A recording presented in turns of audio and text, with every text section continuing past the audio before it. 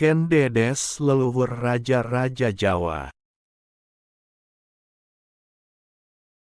Ken Dedes adalah nama permaisuri dari Ken Arok, pendiri kerajaan Tumapel, Singhasari. Ia kemudian dianggap sebagai leluhur raja-raja yang berkuasa di Jawa, nenek moyang Wangsa Rajasa, Trah yang berkuasa di Singhasari dan Majapahit.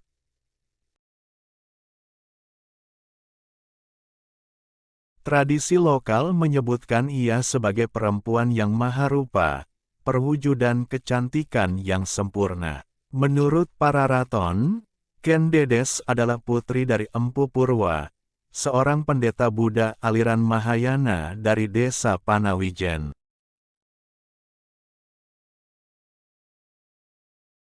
Tradisi lokal menyebutkan ia sebagai perempuan yang maharupa, perwujudan kecantikan yang sempurna. Menurut para raton, Ken Dedes adalah putri dari Empu Purwa, seorang pendeta Buddha aliran Mahayana dari desa Panawijen.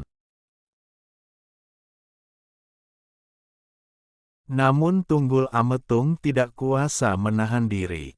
Ken Dedes pun dibawanya pulang dengan paksa ke Tumapel untuk dinikahi. Ketika Empu Purwa pulang ke rumah, ia marah mendapati putrinya telah diculik. Ia pun mengutuk, "Hai orang yang melarikan anakku.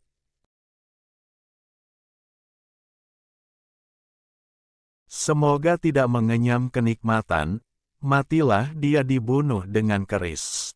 Demikian juga orang-orang Panawijen, keringlah sumurnya, semoga tidak keluar air dari kolamnya. Tunggul Ametung memiliki pengawal kepercayaan bernama Ken Arok.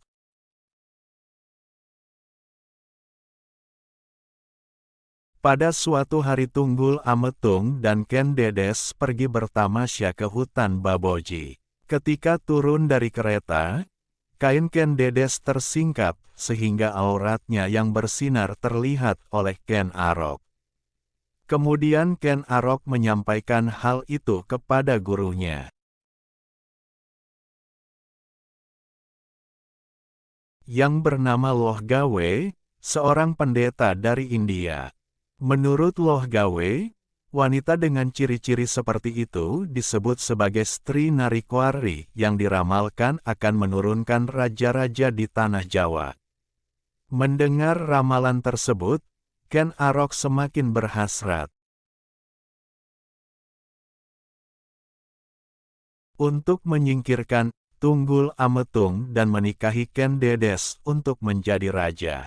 Maka, dengan menggunakan keris buatan Empu Gandring, Ken Arok berhasil membunuh Tunggul Ametung sewaktu tidur. Yang dijadikan kambing hitam adalah rekan kerjanya.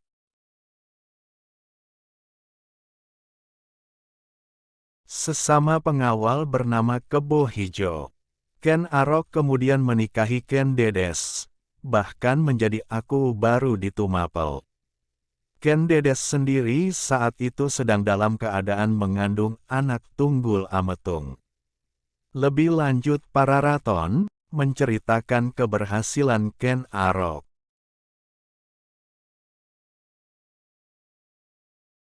Menggulingkan Kertajaya Raja Kediri tahun 1222, dan memerdekakan Tumapel menjadi sebuah kerajaan baru.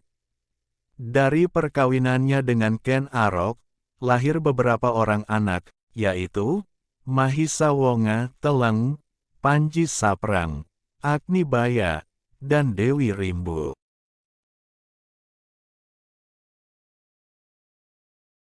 Sedangkan dari perkawinan pertama dengan Tunggul Ametung, Ken Dedes dikaruniai seorang putra bernama Anusapati.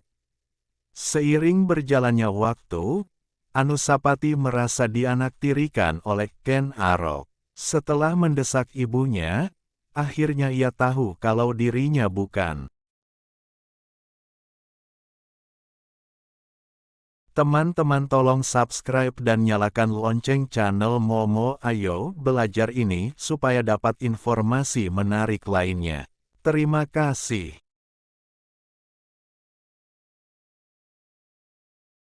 bukan anak kandung Ken Arok. Bahkan, Anusapati juga diberitahu kalau ayah kandungnya telah mati dibunuh Ken Arok. Maka, dengan menggunakan tangan pembantunya, Anusapati membalas dendam dengan membunuh Ken Arok pada tahun 1247.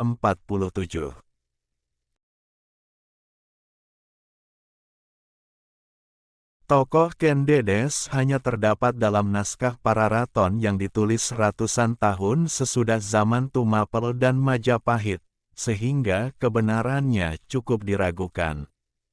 Namanya sama sekali tidak terdapat dalam Nagara Kertagama atau prasasti apapun. Mungkin pengarang Pararaton ingin menciptakan sosok leluhur Majapahit yang istimewa, yaitu seorang wanita yang bersinar auratnya. Keistimewaan merupakan syarat mutlak yang didambakan masyarakat Jawa dalam diri seorang pemimpin atau leluhurnya. Masyarakat Jawa percaya kalau raja adalah pilihan Tuhan. Ken Dedes sendiri merupakan leluhur raja-raja Majapahit versi Pararaton.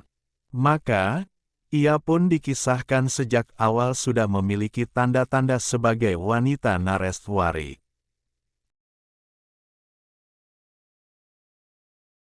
Selain itu dikatakan pula kalau ia sebagai seorang penganut Buddha yang telah menguasai ilmu karma amamadang, atau cara untuk lepas dari samsara. Dalam kisah kematian Ken Arok dapat ditarik kesimpulan kalau Ken Dedes merupakan saksi mata.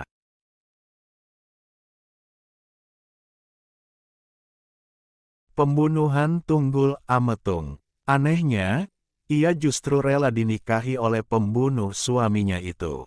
Hal ini membuktikan kalau antara Ken Dedes dan Ken Arok sesungguhnya saling mencintai, sehingga ia pun mendukung rencana pembunuhan Tunggul Ametung.